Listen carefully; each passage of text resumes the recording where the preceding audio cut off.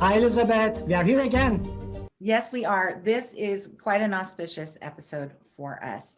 We are joined by Chancellor Joseph Castro. He is the newly appointed Chancellor to California State University. That is the largest, most ethnically, most economically, and academically diverse four-year higher education system in the nation. And we're just so pleased to have him. Welcome, Chancellor Castro. Thank you. It's a pleasure to be with you today. Welcome, Chancellor Castro. It's our honor to host you. Chancellor Castro, you lead the largest system of four-year higher education in the United States with 23 campuses and about 53,000 faculty staff, currently educating nearly 500,000 students. So with about 553,000 people who are affiliated with it, CSU system has a population that is more than about, and I did the research, has a population of about more than 60 countries in the world. So we are almost comparable to Luxembourg. So we would like to seek your insights about the changing landscape of higher education, because you are sitting at the top of the mountain right now and also in the middle of a pandemic. So things are changing, our universities are changing. And I know in California, we already have a landscape that we've got the CSU system and then the UC system and the community colleges, the government. So you might be feeling like a Zeus right now, but with some contingencies. So can you tell us how does it look from there? How does the university landscape look like right now, and where is it heading? Thank you. Well, I think the landscape has changed dramatically since the beginning of the pandemic.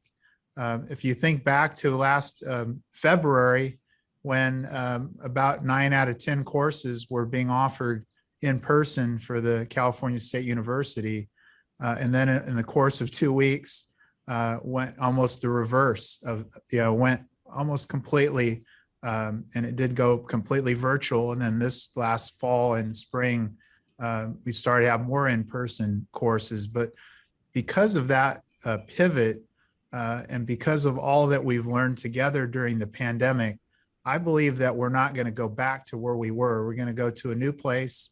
I think there are going to be more virtual courses, more virtual degree programs, more hybrid offerings. And I think our students, by and large, well, many of them are saying to me, I want to get back to campus right away. I know that many of them have found the flexibility important. And so I do see more flexible hybrid options in our future. And how much of that will depend on what the students say they want, and faculty members like yourselves, how you will respond to that and what you think is important as well. So a lot of moving parts, and we'll see what's going to happen. It's almost like a dynamic game, and then we'll settle at some point. I agree. We'll see a new equilibrium.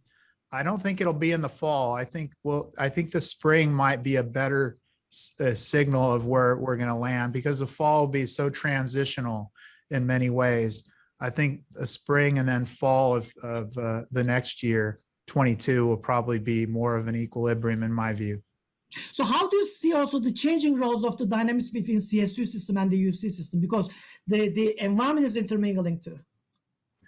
Well, my perspective comes as a UC graduate, and I work in that system for 23 years. So I love them both. I fell in love with the CSU 8 years ago, and the mission just speaks to my soul. But I actually see California as being so fortunate to have those two systems, and the community colleges for that matter, and the privates. But in terms of the relationship between CSU and UC, I think it's going to become closer. I've been spending a lot of time with President Drake, and I have some ideas about ways in which the pathway from CSU to UC in terms of doctoral education could help us to accelerate the diversity of our faculty by having some of those graduates of the CSU in getting their doctorates there and then coming back to be faculty in the CSU. And there are other research collaborations that can be strengthened. And then, as you might have seen, we announced our vaccine requirements together, and that was by design to speak as one voice to California on this very important matter. This sounds so exciting. As a faculty member, I'm very excited to hear all this. Good, good. It will be wonderful for the communities around them. And so, Chancellor, you mentioned something there, the mission speaks to your soul. And I'd like to actually press that a little. If you'll indulge me as a community partner, I get to brag about CSUS for a moment, but Professor Uschelik is currently serving on the CSUS President Robert Nelson's Anchor University Advisory Council. Wonderful. And engaging the university with the community on challenges like homelessness and environmental sustainability, health, and well-being. Yes. And the College of Business at CSUS is developing an undergraduate program on organizational sustainability and well-being. There are those words again. And I'm just wondering if these missions resonate with you, because I know that in your time, during your tenure at Fresno, you launched a very successful, by all accounts, award-winning initiative to create private-public partnerships to, and I'm going to quote here, improve the quality of life, close quote, for the people of Fresno and its surrounding areas. And I was just wondering if you could comment on the continuing importance of the public-private partnership, as well as maybe elaborate on this phrase in this context, the quality of life. Sure. Well, thank you. I appreciate the work that you're doing, Professor, and the work that Sac State is doing. I do believe that this is part of the changing landscape, that no one institution like the CSU, as large as we are, with 23 campuses that are, engines of social and economic, intellectual development, we can't do it alone. And these public-private partnerships, in my opinion, are critical to our future success. And I always, at Fresno State, looked for ways in which that 100-plus-year-old institution could even connect in a deeper way. They already had deep roots, but I wanted to deepen them. I would think about I'd hike in Muir Woods when I was in the Bay Area, those 1,000-year-old coastal redwoods and the thick roots they have. So I see universities in the same way, and partnerships enable those roots to be stronger, and for the campuses to better reflect the needs, to listen, to learn, and to design programs that are going to be important for the present and for the future. And kind of going over your biography, it seems that this sincere humanism has really been a motivator of yours and a feature of your career, lo, these many days leading to this moment. Yes, my own life was transformed by my university experience. And I suppose a lot of people could say that.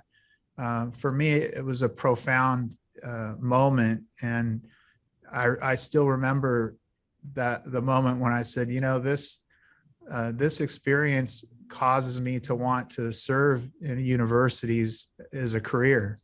And because I found that it changed my life so dramatically as a first generation college student, and it would be able to do that, and it is doing that for so many students. For the CSU, almost 500,000 now are getting that experience. So the meaning of being able to pay that forward, so to speak, has been, quite gratifying.